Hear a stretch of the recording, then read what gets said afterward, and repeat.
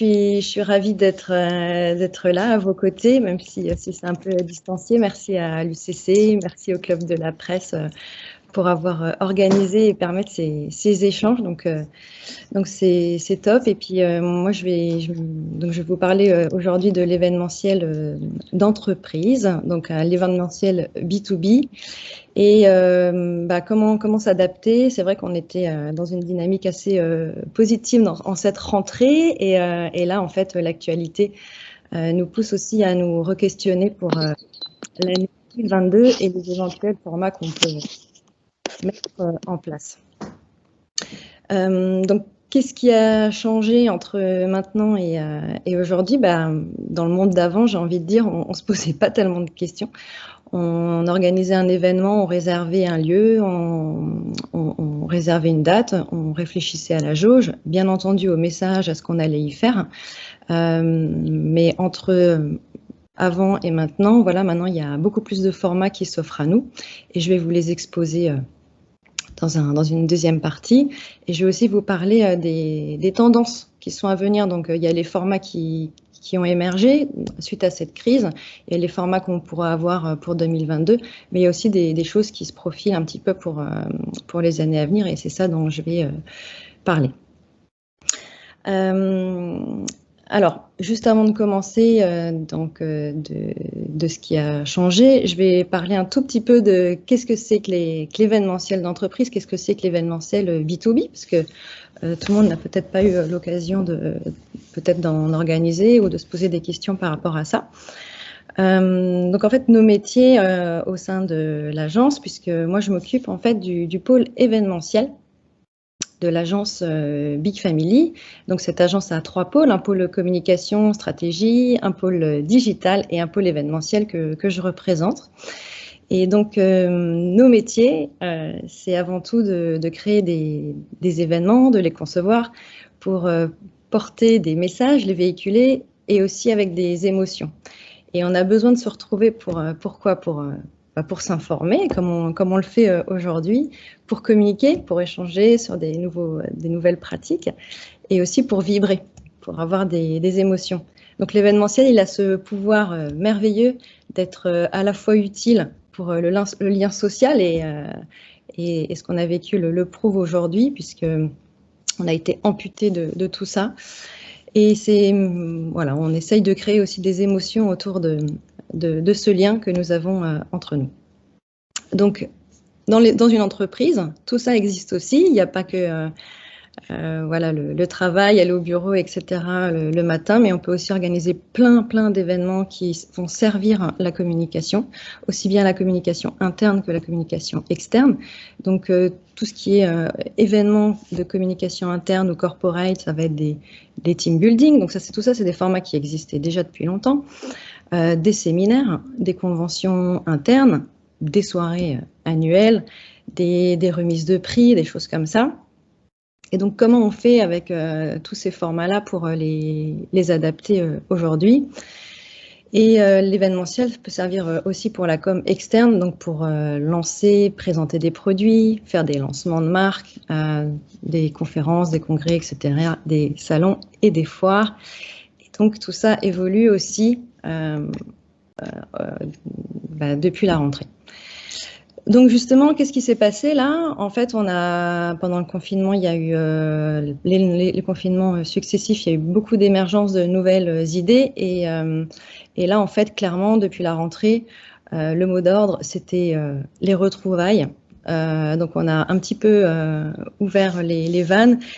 L'urgence, c'était de se retrouver et d'organiser des événements et le pass sanitaire a permis ça. Donc, en plus des contraintes organisationnelles, il y a des contraintes sanitaires qui nous sont maintenant imputées. Et c'est vrai qu'on doit se plier aux législations françaises, mais pas que. Pour vous donner un exemple, là, demain, on devait organiser un événement à Amsterdam. En fait, il a été annulé la semaine dernière puisque Amsterdam, les restos ont fermé. Ils ont reconfiné une partie un peu comme en Autriche. Donc du coup, on doit se tenir un peu informé de ce qui se passe chez nous, mais aussi de ce qui se passe chez nos voisins. En Allemagne aussi, c'est en train de bouger et voilà, donc tout ça, on doit s'adapter, comment on fait quand on a des déplacements d'entreprise en France ou à l'étranger. Mais au-delà de ça, au-delà de ce qui nous est imposé, en fait, on s'est rendu compte qu'on a beaucoup changé nos habitudes. On n'a plus envie de se déplacer à l'autre bout du monde ou à l'autre bout de la France pour assister à 2 heures de conférence. Et la réunion de ce matin le prouve, hein, c'est-à-dire qu'avant, on se retrouvait au club de la presse, voilà, on buvait un petit café après, et ben maintenant, on n'a plus forcément envie, on a envie d'assister à des webinaires avant le travail pendant 1 heure, et puis après, on va qu'à nos activités. Donc ça, c'est une tendance qu'on ressent très fortement. Et les clients n'ont plus envie de se retrouver forcément trop nombreux au même endroit et au même moment. Donc ça aussi, il faut le prendre en compte. Les cocktails, ce genre de choses comme ça, les conventions où tout le monde est assis les uns à côté des autres, est-ce qu'on met le masque, pas masque? Voilà, il y en a qui sont un petit peu réticents à tout ça. Donc, la conséquence de tout ça et la conséquence de cette petite introduction, et c'est quelque chose qui est déjà très visible, c'est qu'on assiste à une explosion de ce qu'on appelle des événements hybrides. Hybrides aussi bien sur le plan géographique que temporel. Donc, je ne sais pas si vous savez ce que c'est qu'un événement hybride. Donc, je vais le rappeler en 2 secondes. C'est un format, en fait, tout simplement qui allie le présentiel et le digital. Donc ça existait déjà avant le Covid, mais la différence c'est que avant on réfléchissait l'événement de manière totalement présentielle et le digital finalement n'était qu'un support pour pouvoir permettre à quelques personnes d'assister à l'événement, d'enregistrer l'événement. Et puis finalement, tout ça, on n'en faisait pas grand-chose, quoi. C'était là, c'était quelque chose qui était demandé, mais c'était pas pensé pour ça. La différence, c'est que maintenant, on pense d'abord digital, on construit les messages de manière digitale, et après, si les gens peuvent venir, eh ben, c'est du bonus. Je vais vous donner un exemple très concret. Nous avons réalisé d'ailleurs avec Thomas un séminaire pour Roche à Paris au mois de septembre. Et au départ, en fait, la demande était de faire 2 jours de séminaire en ligne. Donc c'est quelque chose dont on avait l'habitude jusqu'à présent, c'est-à-dire que un séminaire, il y avait des workshops, il y avait des tables rondes, il y avait des conférences, on mangeait ensemble à midi, on allait boire un pot le soir, etc. Et ça durait 2 jours. Eh bien, en fait, en digital, c'est simplement pas possible parce que là, on va être 40 minutes ensemble. Imaginez si on est 2 jours ensemble derrière nos écrans, ça va être un peu compliqué. Donc, en fait, on a essayé de leur faire comprendre qu'on pouvait raconter, synthétiser les messages de 2 jours en 2 heures d'émission. Donc, bien sûr, ça demande de retravailler les messages dans sa structure, dans sa globalité, dans sa profondeur. Mais disons qu'on y arrive. Donc les messages sont beaucoup plus concis, sont beaucoup plus directs. Et en fait, ce séminaire, nous l'avons fait en ligne. Ça a duré 2 heures et les personnes qui pouvaient être présentes étaient présentes. Et il y avait aussi ce moment convivial après. Donc maintenant, la tendance est totalement inversée par rapport avant. Il y a eu il y a des forums, le forum du développement durable aussi qui a eu lieu il n'y a pas si longtemps. Eh bien, il y avait énormément de conférences, de tables rondes en digital également. Je vais vous donner un autre exemple en fait qu'on fait en janvier à Paris pour un dévoilement de marque. Eh bien, voilà, si on pense qu'à un événement comme ça, d'habitude, ça va attirer une centaine de personnes, des gens qui sont un petit peu connus de l'entourage du client.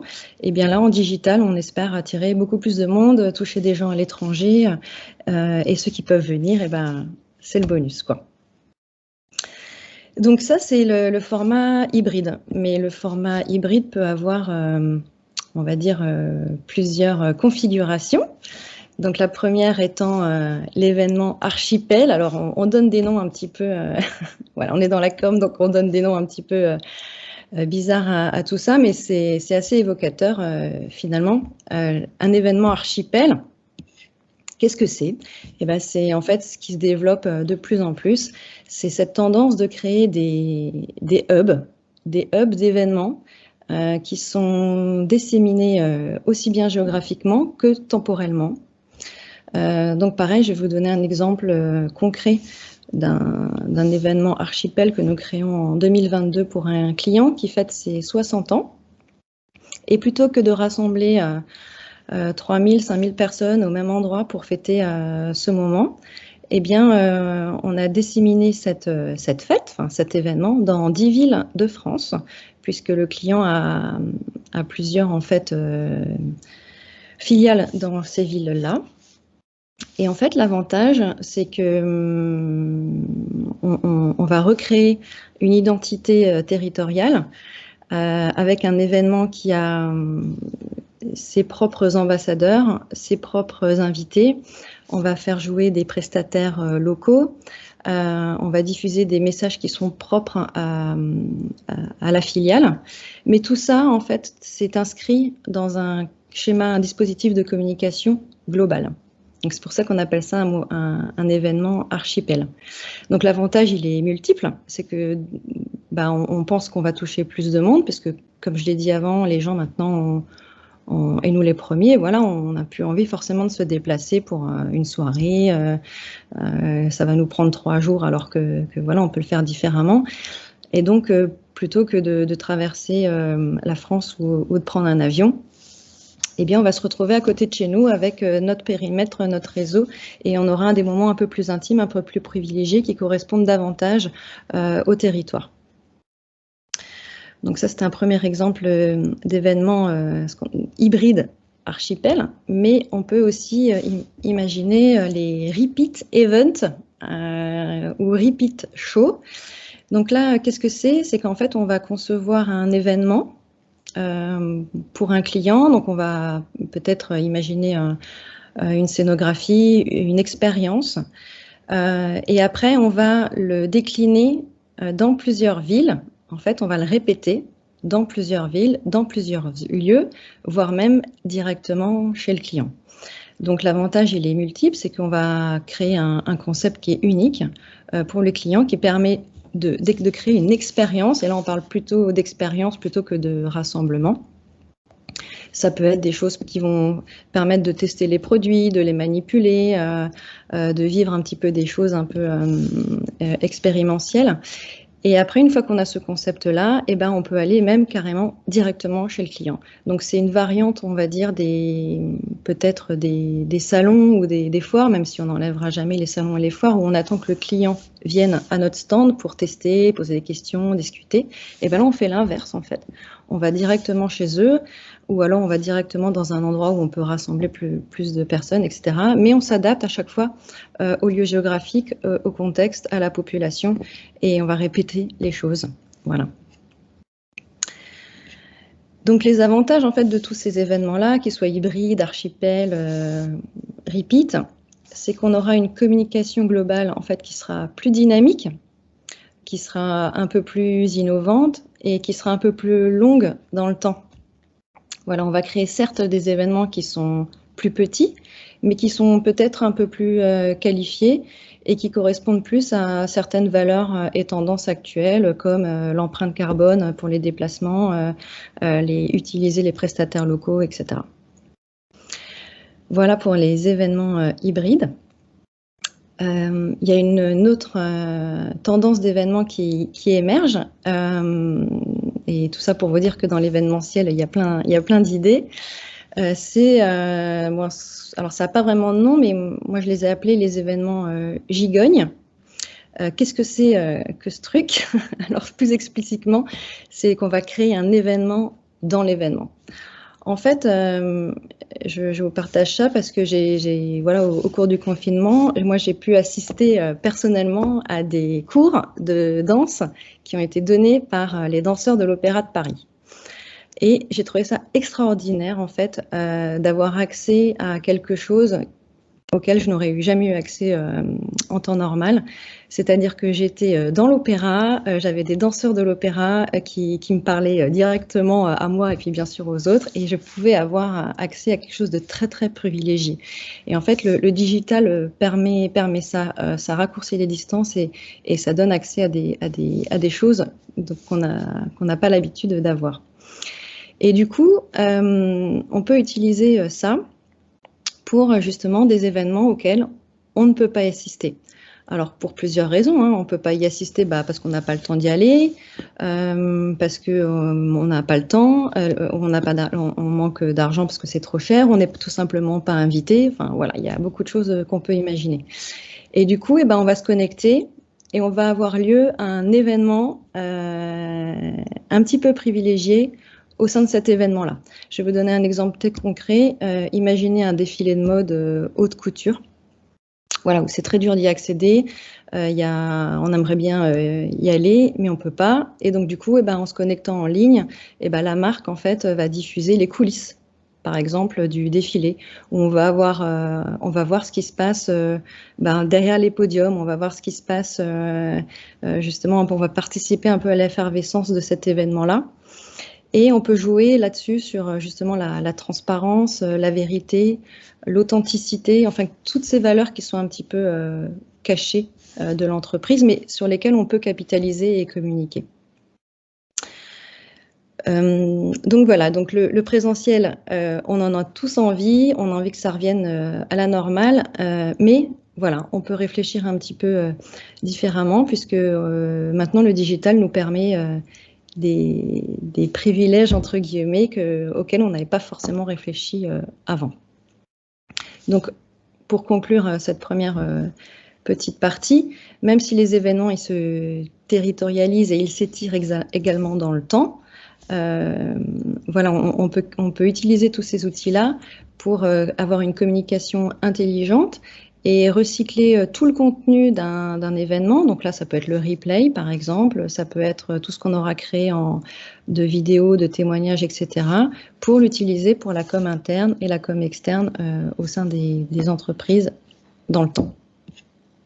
Donc, je ne sais pas si vous avez déjà des questions sur ces nouveaux formats, mais qui existent déjà finalement et qu'on essaye de mettre en place.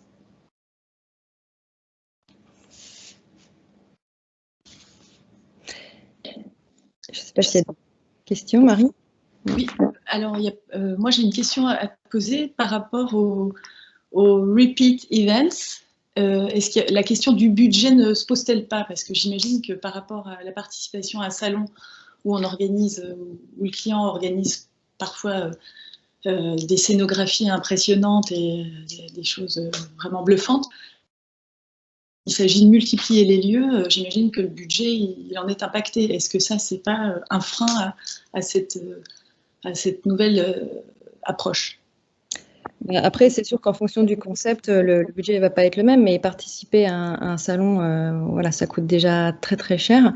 Et en fait, alors pas pour tout le monde, mais pour certains clients qui nous ont sollicité en ce sens, en fait, ils ont beaucoup de monde qui passe sur le stand, ils font beaucoup de contacts, choses comme ça, mais ils n'arrivent pas forcément à transformer ça derrière, parce qu'après, les clients, il faut tout simplement, enfin les contacts, il faut tout simplement les relancer, aller finalement les voir, etc.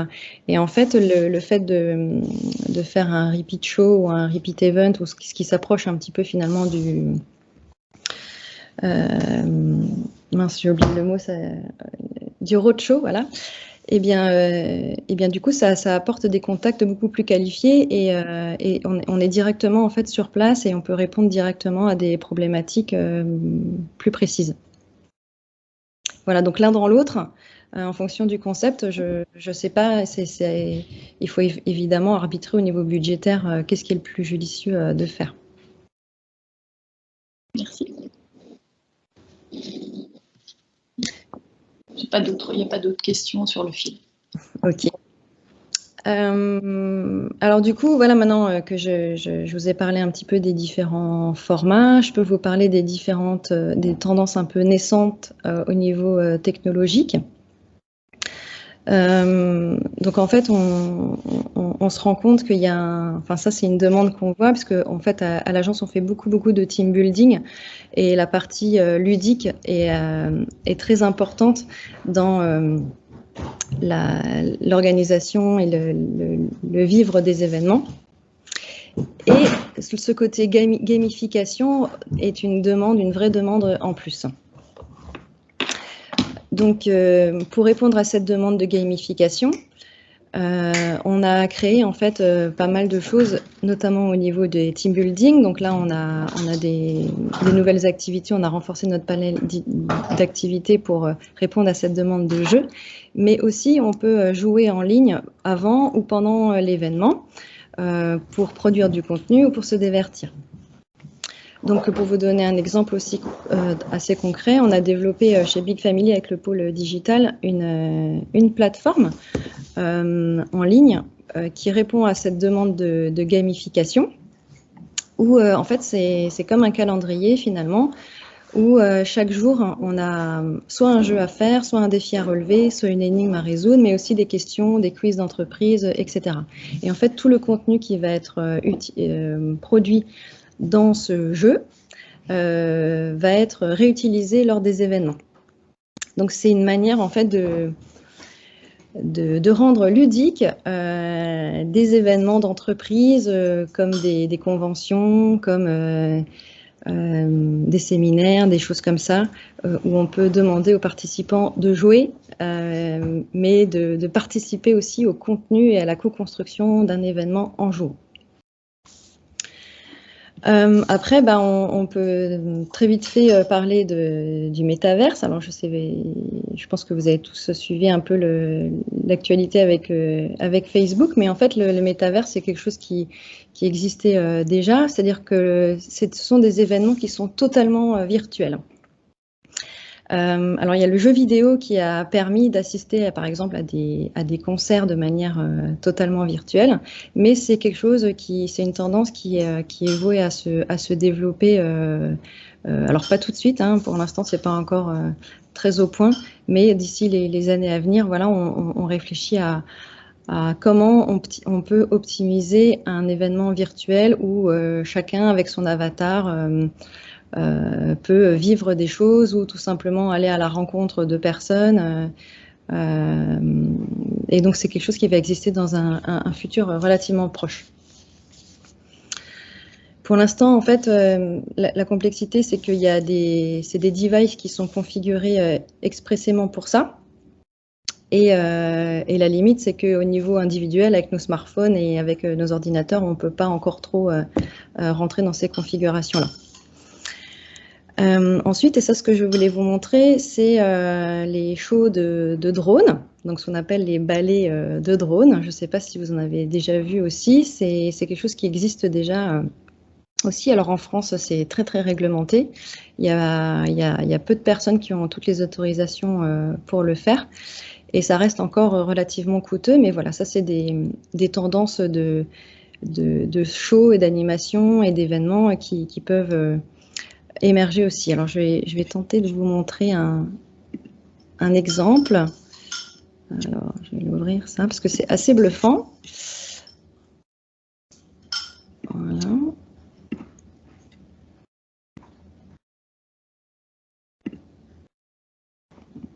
Je ne sais pas si je vais y arriver parce qu'on me demande de configurer. J'ai pas accès au bac de partage. Non, ça marche pas. J'ai pas. Sinon, je vous l'enverrai en fait. Non, mon bac de partage marche pas. Alors, je pense que j'ai pas forcément la main.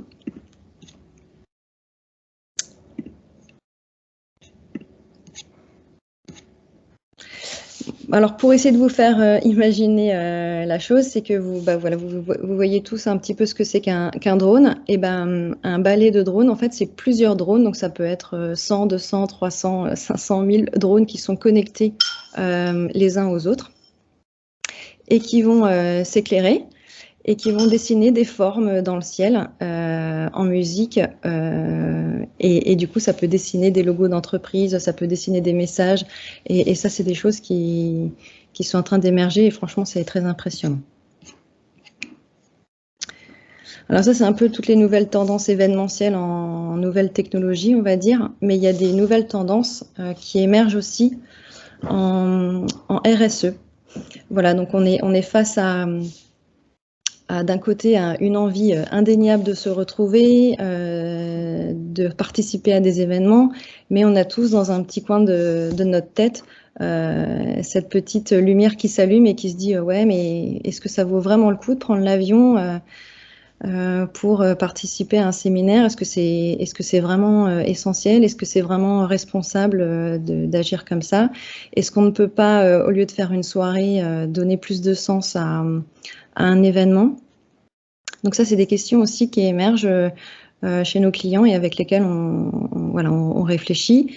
C'est vrai que chez Big Family, on a à cœur en fait de participer à des événements un peu style des galas, des ventes de charité. On a développé l'année dernière Promnart qui était un événement pour les restaurateurs et les artistes. Donc c'est vrai que donner du sens un petit peu sociétal et un petit peu environnemental à un événement, et ben finalement c'est des pistes aussi de réflexion qu'on peut avoir. Et l'hybride en fait permet ça, le digital permet ça, de réfléchir à ces événements de manière autre et de pouvoir un petit peu donner plus de sens et d'engager des actions beaucoup plus solidaires, environnementales pour coller à des valeurs qui sont propres et hurlantes de l'entreprise. Voilà. Donc ça, c'était pour la démarche un peu plus RSE. Donc je ne sais pas si vous avez des questions. Donc je suis allée assez vite dans la démonstration. J'espère que je ne suis pas allée trop vite. Mais en tout cas, voilà, c'était mon partage des évolutions événementielles. Voilà, on pensait que l'événementiel était mort il y a un an. Et bien en fait, non, on a plein d'autres idées, plein d'autres envies, les clients aussi. On ne sait pas trop comment faire, mais on trouve toujours des solutions.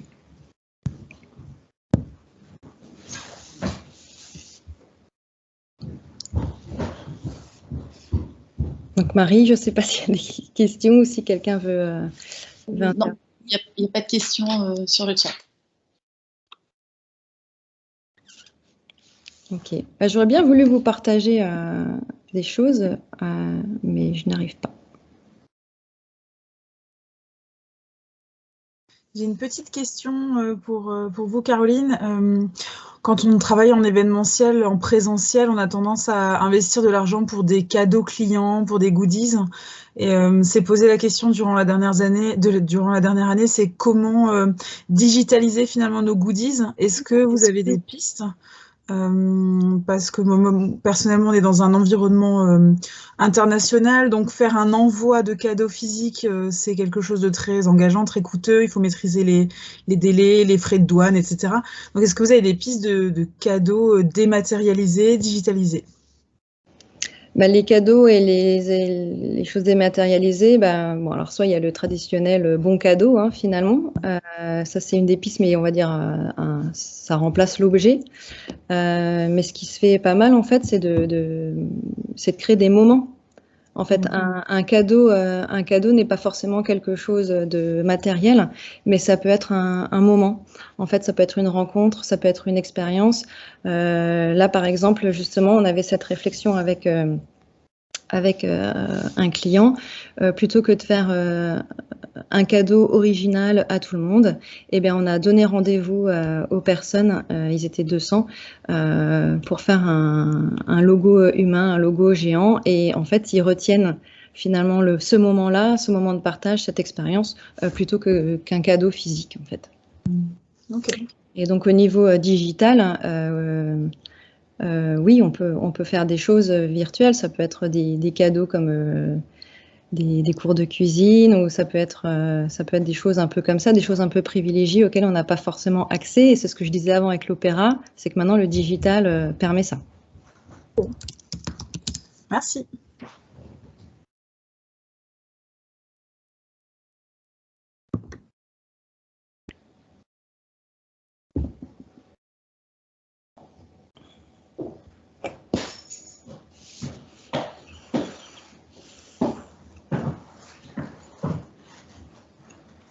Je sais pas, je pense qu'il n'y a plus trop de questions. Donc du coup, on peut même pas aller boire un café, on peut juste aller retravailler, quoi.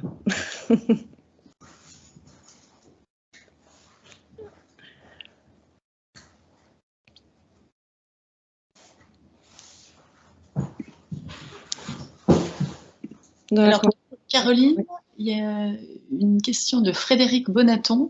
Pourriez-vous plus développer la partie éco-responsable sur les événements? Oui. Alors, il y a beaucoup d'axes d'éco-responsabilité sur les événements. Déjà, il faut d'abord savoir s'il a lieu en présentiel, en digital ou si c'est quelque chose d'hybride, justement. Alors, si c'est pour la partie présentielle, voilà, chez Big Family, ce qu'on aime faire, c'est proposer un événement, on va dire, normal, si c'est pas vraiment la norme qu'on aimerait, mais et aussi une version, on va dire, plus éco-responsable. Donc, ça pousse en fait les clients à réfléchir justement à comment transformer des habitudes en éco-responsabilité. Donc, ça va par le choix des prestataires, le choix des matériaux, le choix des choses qui sont utilisées et toute la partie recyclage qu'il y a derrière. Voilà, tout ça, c'est des choses qu'on peut mettre en place. Et sur la partie éco-responsable, s'il y a des déplacements, par exemple, voilà, l'empreinte carbone peut être totalement étudiée. Justement, les événements archipels dont je parlais avant permettent de réduire ça. C'est-à-dire au lieu de dépasser 5000 personnes à Paris pour un événement, par exemple, les gens ne vont pas se déplacer ou alors dans un périmètre réduit. Et après, en termes de goodies, des choses comme ça. Voilà, alors c'est vrai qu'on me demande souvent est-ce que tu as des goodies éco-responsables? Oui, il en existe plein. Maintenant, le meilleur déchet est celui qu'on ne produit pas. Donc du coup, on essaye de trouver des alternatives justement pour créer justement des moments et des choses, en fait, des moments de partage plutôt que des objets. Puisque mine de rien, on se souvient plus d'une émotion que d'un objet. Je me permets d'ajouter, du coup, l'idée de goodies qu'on a trouvé cette année, c'était d'offrir un arbre replanté à chaque participant. Et c'est quelque chose qui finalement a eu un impact plutôt positif sur les personnes qui ont participé à l'événement. Enfin, elles ont trouvé ça sympa de se décaler un peu, d'être un peu moins dans le cadeau individuel. Oui, voilà. Oui, c'est une super idée.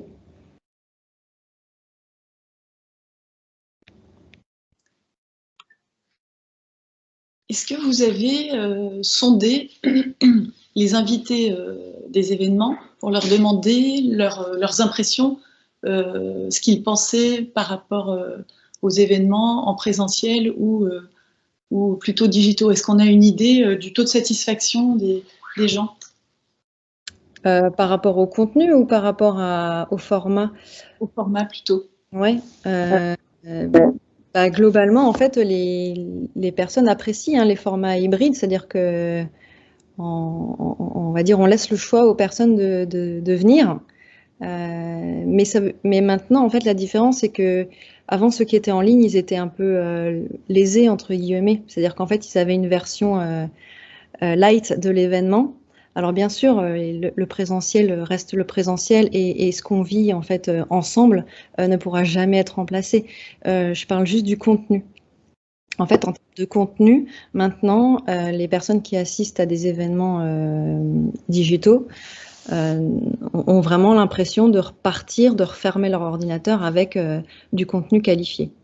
Ce qui n'était pas forcément le cas avant, puisque l'événement est travaillé en ce sens. Il n'y a pas la frustration de ne pas avoir été physiquement présent. Par rapport au contenu, non.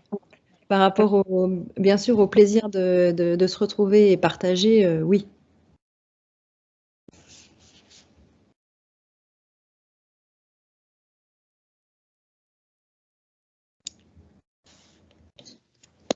Je me permets encore une question. Sûr.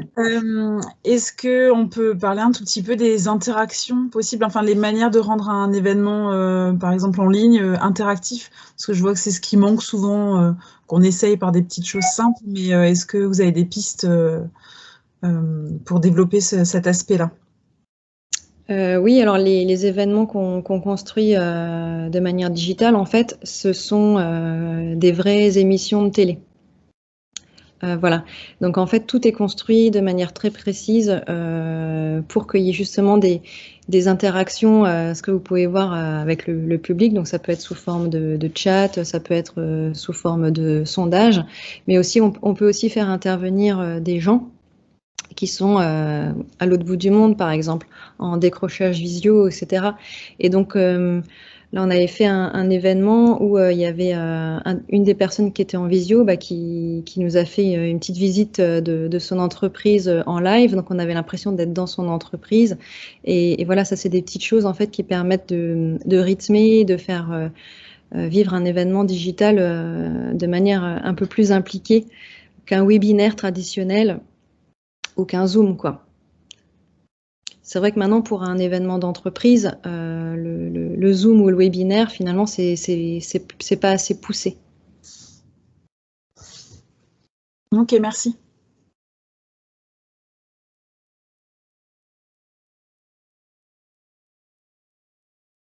Après, il y a différentes manières d'interagir. Comme je le disais avant, on peut interagir aussi de manière beaucoup plus ludique, de faire un peu des jeux, quoi. Et ça, c'est une vraie tendance. C'est-à-dire que on veut, oui, passer des messages, on veut sensibiliser l'audience sur des messages clés, mais on veut aussi que les gens s'amusent. Et donc pour ça aussi, on a pas mal de solutions, de gamification, justement.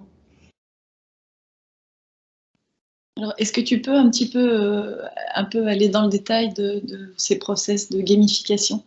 Bah oui, c'est des jeux qui se passent par l'intermédiaire du digital toujours, mais par exemple, on peut très bien construire une espèce de pseudo chasse au trésor en fait à l'intérieur de l'événement. C'est-à-dire qu'on va demander aux gens d'assister à un événement, mais par exemple aller chercher des indices, de répondre à une question. Donc en fait, ça les pousse à s'intéresser davantage à, imaginons, je prends un salon, par exemple, là, pour un client, on fait un team building, justement, où on assiste à des petits stands où ils apprennent des choses, mais le but, ce n'est pas que d'apprendre des choses, c'est qu'il y a chaque stand, en fait, a un message caché et ils doivent le retrouver. Donc en fait, ça veut dire qu'ils doivent se rendre sur le petit stand, poser des questions, essayer de s'intéresser pour pouvoir répondre à la question qui va leur être posée.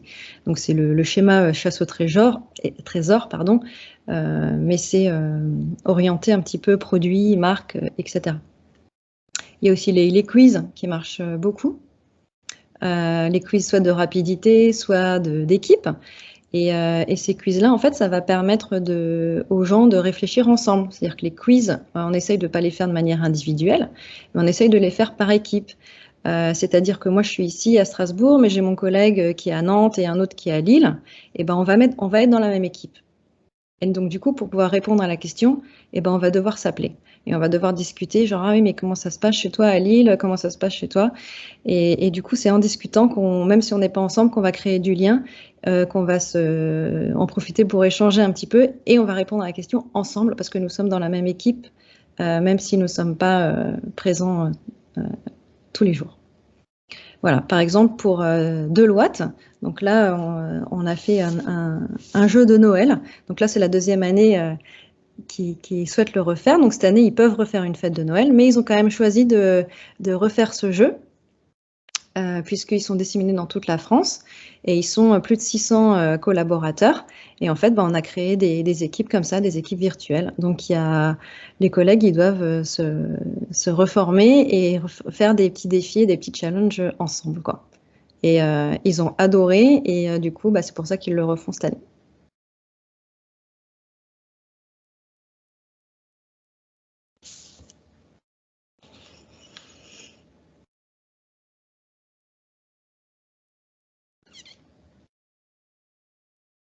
En tout cas, ce qui est bien, c'est que dans ces métiers-là, en fait, il y a toujours des idées et le but, en fait, c'est d'avoir la bonne idée qui correspond à l'entreprise, qui correspond à la typologie du groupe, aux valeurs du client, etc., quoi. Et c'est pour ça qu'un événement, c'est jamais 2 fois le même. On n'a jamais fait du copier-coller d'événements. On a toujours essayé d'avoir le petit truc différenciant.